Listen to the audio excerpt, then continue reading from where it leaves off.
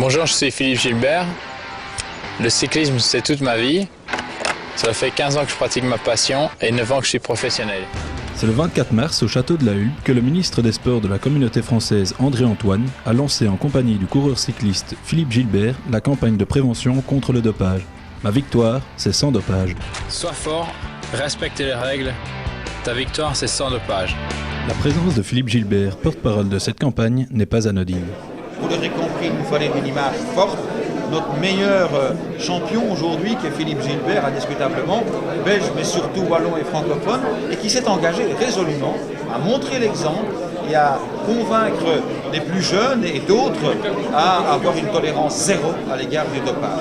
Ensuite, parce que Philippe Gilbert est un champion irréprochable, qui a une volonté, une hargne, une niaque, qui colle bien aussi à cette nouvelle mentalité des Wallons d'assurer leur propre redressement, leur propre prospérité, mais surtout parce que voilà, nous avons une véritable politique de soutien au cyclisme wallon. Parce que derrière Philippe Gilbert, il y a une équipe très fière, Wallonie-Bruxelles, équipe professionnelle, équipe d'espoir. Eh bien, nous voulions montrer que toute la communauté s'engageait pour soutenir le cyclisme et le sport, mais sans dopage. Au-delà de cette sensibilisation, c'est tout le cadre législatif qui est chamboulé.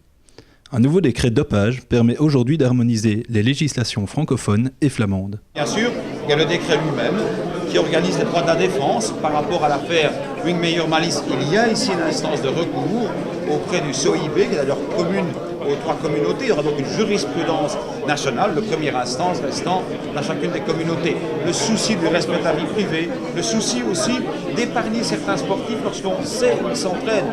Ça ne sert à rien d'aller les harceler. Et donc nous avons fait des catégories en tenant compte de leur niveau, mondial ou pas, de leur exposition au dopage, de leur lieu d'entraînement et de la nécessité de protéger la victime. Les mots d'ordre de cette campagne sont la sensibilisation au danger du dopage, mais également la prévention pour les sportifs, qu'ils soient de haut niveau ou amateurs. Ils n'avaient pas un cadre référentiel, savoir ce qui était permis, ce qui ne l'était pas, où pouvaient-ils s'entraîner, comment devaient-ils se renseigner à la plateforme. Donc tout cela, c'était important, Philippe l'a rappelé tout à l'heure, qu'il y ait un accompagnement de ces sportifs. Et puis il fallait, troisième élément, prévenir les futurs champions, les futurs sportifs. Lorsque vous avez 14, 15, 16 ans, que vous voulez imiter Philippe Gilbert, que vous n'avez pas toujours l'entourage approprié, vous vous laissez tenter, vous vous dopez et alors c'est la dérive. Sois fort, respecte les règles. Ta victoire, c'est sans dopage.